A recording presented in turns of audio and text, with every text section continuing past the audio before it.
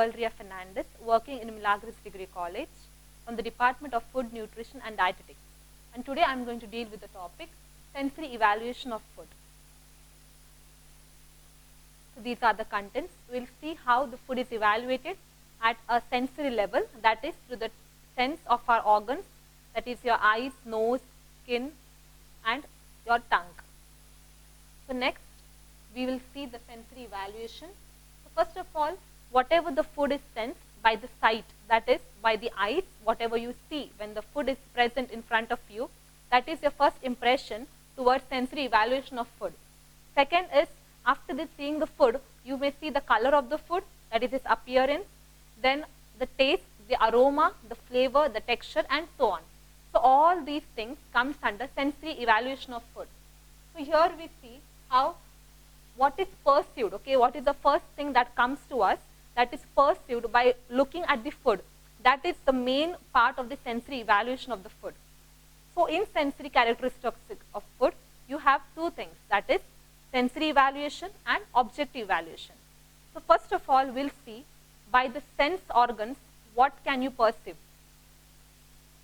So here is, you can see that by hand we can see the texture of the food, by the nose we can feel the aroma, by mouth we can see the taste of the food, by ear you can sound the crisp about the bakery products, the biscuits, okay, the cookies, you can hear the crispness of the food, and main is the eye, you can see the appearance, how the food looks like. So these are different food and the way how you sense it and evaluate the food on the basis of your sensory organs. So first we move on to objective evaluation of food. So for objective evaluation of food, you have a different variety of things that has to be carried out. So first of all, it is basically a chemical technique or even a physical technique is involved as an objective evaluation for the food. There are various methods to evaluate food. First is chemical method.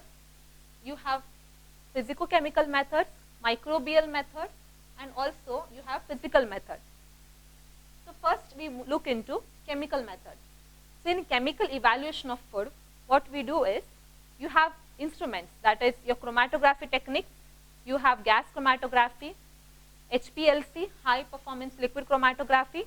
So in this chromatography technique, what we do is we evaluate the food at a chemical level, like what ingredients are present, what is the chemicals that are being added to the food, whether it is the preservatives that are added to the food, okay, so what are the fortification ingredients, what are the nutrients added to the food. So accordingly, all the chemicals are evaluated by this method, that is chemical method for sensory evaluation, which is an objective evaluation that is done to evaluate the food product. Next is your physicochemical method. Here we use instruments, especially the pH meter, the refractometer. Here we find out whether the food is more acidic or basic, whether it is easily digestible in the stomach. Okay, when you intake the food, it should be not too sour or too sweet. Okay, so we should have the taste wherein we come to know whether the food is fit for us. It should not be more bitter or more spicy. So all these things are taken care of by your physicochemical method. That is the second part of your objective evaluation. Next comes the microbial method. Now this method is very important, especially for the food that has been a storage life shelf. That is, if you want to preserve a food product, you have to find out whether there are microorganisms that is present, especially if you say about curd, you have the bacteria present in it. Then you have various different milk products. Okay, then if you talk about jams, jellies, pickles, you have variety of shelf life for a different food product. So the microbes that are present in it, okay, that is been evaluated with the help of this method, so that it will analyze, or like we come to know whether which food can be preserved for how long. Okay, so this method is really important to know during this sensory evaluation. Next is your physical method. Now this method will tell you the moisture content of the food, whether the food is like how old it is being prepared, okay, what is the attributes of food, such as on a physical parameter, that is the flavor, maybe the texture, the crispness, transparency, gloss, all such things of the food, the size particles, the porous thing. If you see a milk toast, you have pores in it. So there is certain measurements that has been taken into consideration while taking care of this method. So the physical method in objective evaluation will help you to find out whether these parameters are taken care of.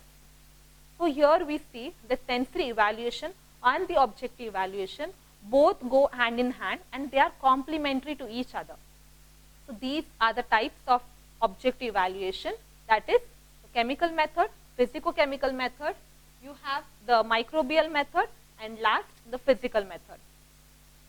Further we see the difference between them, that is sensory evaluation and objective evaluation of food. We can see how it is primarily carried out, but for evaluation of objective evaluation of food, you have various instruments and equipments used, whereas for sensory evaluation, it is just the person who sees the food and evaluates it on the basis of taste, mouthfeel, flavor and texture. Next is sensory evaluation is very simple. It is just by the sense organs, whereas we talk about objective evaluation, you have various physical and chemical methods that has to be taken care of. Next is, in sensory evaluation, you have, it is biased or subjective. Like it has a certain, it is not that similar to all the individuals. Like for sensory evaluation of food, if suppose I have the opinion that this food is very sweet or very sour, the other person may not have the same opinion. So there can be differences. It is a biased system. Whereas if we speak about objective evaluation, it is more objective. It's like if it is assessed by an instrument, then that instrument is followed further and that part is taken into consideration. They will not see whether the people have a different opinion, but it will be completely based on the method that has been carried out beyond it. Next is the overall acceptability of food, and here just one aspect of food can be taken care. Like for example, if we do a sensory evaluation, we at a particular time, we may tell all the aspects, that is the flavor, the texture, the mouth feel, the size of the particle, everything can be determined. But for an objective evaluation, there are certain different parameters, such as one instrument will only take care of checking the crispness or the transparency of a food, and the other may be only taking care of just the pH parameter.